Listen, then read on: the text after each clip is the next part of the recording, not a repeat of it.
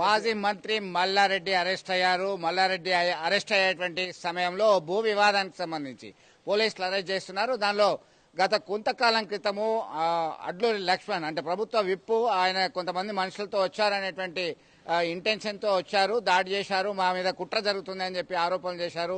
మనతో మాట్లాడడానికి అడ్లూరి లక్ష్మణ్ గారు ఉన్నారు, ధర్మపురం ఎమ్మెల్యే ప్రభుత్వ విప్పు. లక్ష్మణ్ గారు ఏంటి చెప్పండి, అసలు మీరు ఏమైనా దాడి చేశారా? ఇప్పుడు బషీర్ అనేటువంటి వ్యక్తి, శ్రీనివాస్ రెడ్డి అనేటువంటి వ్యక్తి వాళ్ళు ధ్వంసం చేశారు 1 ఎకరం 29 గుంటలకు సంబంధించి రాజశేఖర్ రెడ్డి అలాగే మల్లారెడ్డికి సంబంధించినటువంటి ప్రాపర్టీ మీద ఆయన మీ పేరు పర్టిక్యులర్గా తీయడం జరిగింది, లక్ష్మణ్ విప్పు అని చెప్పేసి. ఏంటి అసలు మీ స్పందన? మంత్రి మల్లారెడ్డి మొన్నటి వరకు తెలంగాణ రాష్ట్రంలో ఆడింది ఆట, పాడింది పాట. మంత్రి మల్లారెడ్డి భూములకు వేరేటోళ్ళు వచ్చి నా భూమిని పోయేది ధైర్యం ఈ రాష్ట్రంలో కానీ దేశంలో ఎవరికైనా ఉంటుందా? షేరి శ్రీనివాసరెడ్డి అని ఆయన ఎవరైతున్నారో గత 2000 అంటే 3 సంవత్సరాల క్రితం నాకు 600 గదాలు ఐటీటీలో ఉండే ఆ 600 గదాలు ఆయన అమ్మిన. నా ఎలక్షన్స్లో డబ్బులు లేకపోతే అడ్డీ పౌసర్ తక్కువ అమ్మిన.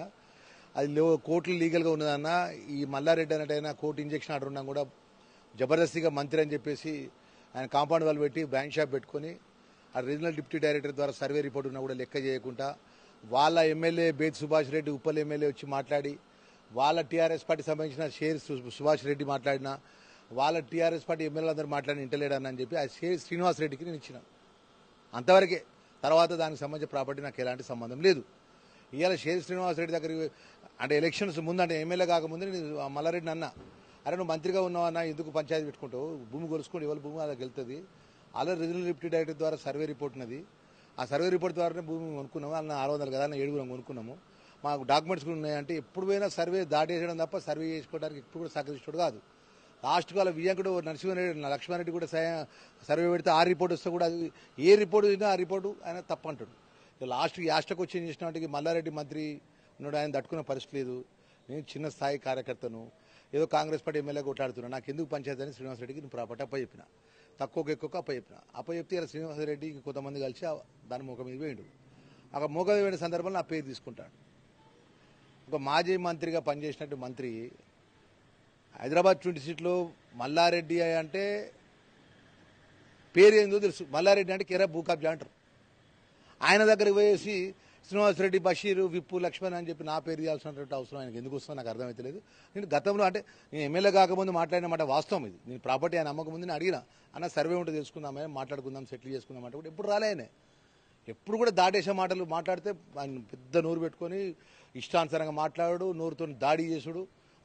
ఆయనదే రాజ్యం, ఆయనే మంత్రి, ఆయన ఏదంటే అది చేసిండు. ఇవాళ ఏమని ఇవాళ జరగాల్సిన ఫిజికల్ పొజిషన్ ఏం జరిగింది అక్కడ ఆయన బలగం పోయింది, వాళ్ళ బలగం పోయింది, అందరూ బాహాబాహి అయింది. పోలీసు వచ్చింది, పోలీసు మొత్తం కంట్రోల్ తీసుకున్న చట్ట ప్రకారం ఏది జరిగితే అది జరుగుతుంది.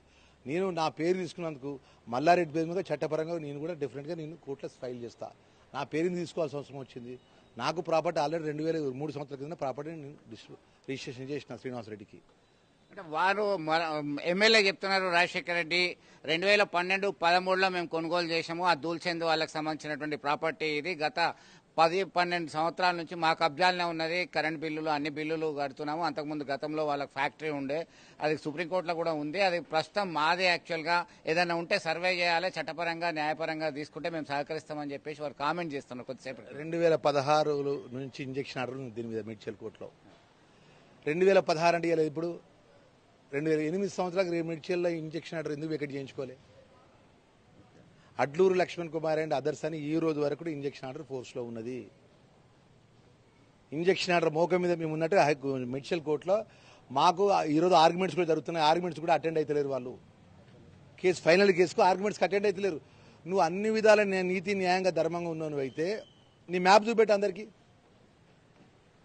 నీ భూమి ఉన్న మ్యాప్ ఉంటుంది కదా, మీడియా మిత్రులు నువ్వు పెట్టు.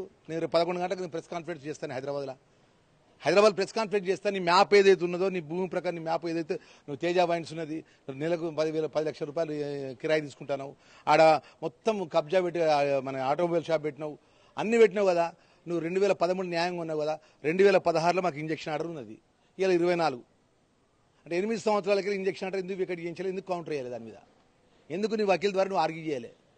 ఇవాళ మాకు చేతకాక మేము ఆ శ్రీనివాసరెడ్డికి ఎందుకు అప్పచెప్పినాం అంటే, మేము కరీంనగర్లో ఏదో చిన్నగా ఉండేటోళ్ళము, నీ మంత్రి ఏదైతున్నదో మల్లారెడ్డిని తట్టుకునే శక్తివంతులు మేము కాదనే మేము సైలెంట్గా ఉన్నాం కాబట్టి ఆ శ్రీనివాసరెడ్డి ఆయనకున్నటువంటి శక్తిని బట్టి ఆయనకున్నటువంటి సోర్స్ని బట్టి ఆయన ముఖం మీదకి వచ్చిండు, ముఖం మీద వచ్చి కొట్లాడుకుంటారు.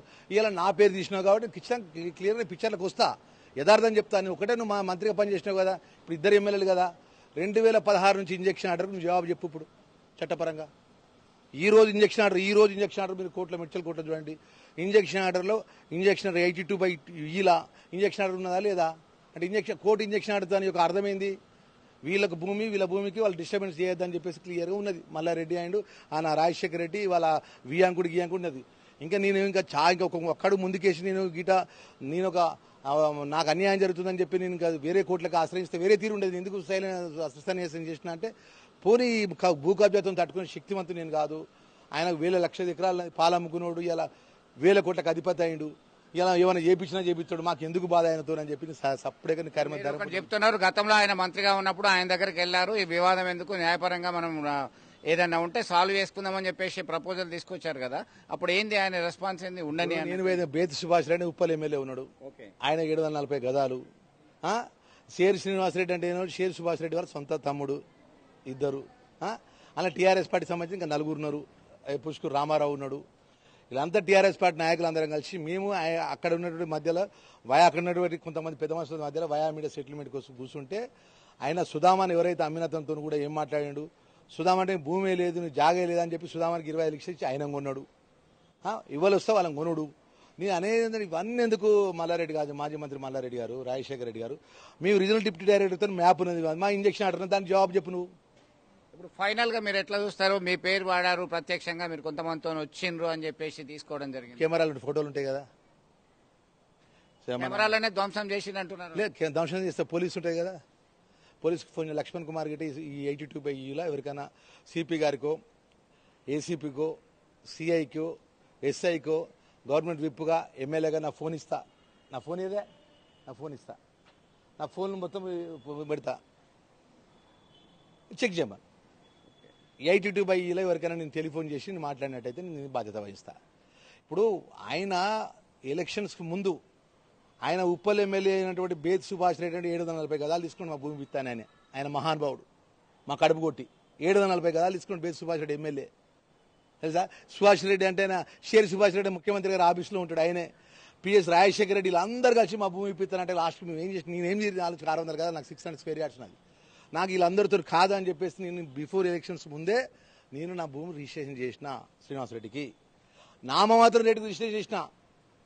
ఇంజక్షన్ అంటుంటే ఆయన కూడా అంటే నువ్వు ఏమైనా చేసుకోనని నేను రాను, ఆ భూమి వివాదాలు నేను పోను, వివాదాలు ఇప్పుడు రాలేదు, నేను పోను అని చెప్పిన. నేను చెప్తున్నాను, నా టెలిఫోన్ నేను ముందు పెడతా, మీడియా ముందు పెడతా.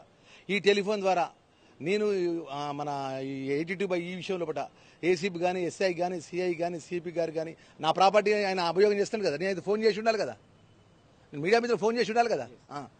ఆయనకు బొద్దు ఒక మంత్రిగా పనిచేసి వచ్చి ఆ రేగులు గుంజేసుడు ఏంది, ఆ దుబ్బేసుడు ఏంది, కాంగ్రెస్ పార్టీ పేరు తీసుడు ఏంది. నువ్వు 2016 నుంచి ఫోర్స్లో లేవు, ఇంజక్షన్ ఆర్డర్ నీకు ఎగనిస్ట్గా ఉంది, కోర్టు ఆర్డర్ నీకు ఎగనిస్ట్గా ఉన్నది, ఆయన ఫోర్సబుల్ అక్కడ తేజావాణి స్వీట్ నెలకు 10 లక్షల రూపాయలు కిరాయి తీసుకుంటాను, దౌర్జన్యంగా ఆటోమొబైల్ సెంటర్ నడిపిస్తాను, దౌర్జన్యం చేస్తాను, ఎవడు మాట్లాడితే వాడిని గట్టిగా మాట్లాడతావు. ఇప్పుడు నాకు 2 సార్లు ఫోన్ చేసి నీ ఫోన్ లిఫ్ట్ చేయాలి మల్లారెడ్డి ఫోను. అయినా రేపు నేను న్యాయపరంగా నా పేరు తీసినందుకు ఒక విప్పుగా, ఒక దళితునిగా డెఫినెట్గా ఆయన మీద నేను చట్టపరంగా కోర్టులో కేసు ఫైల్ చేస్తా.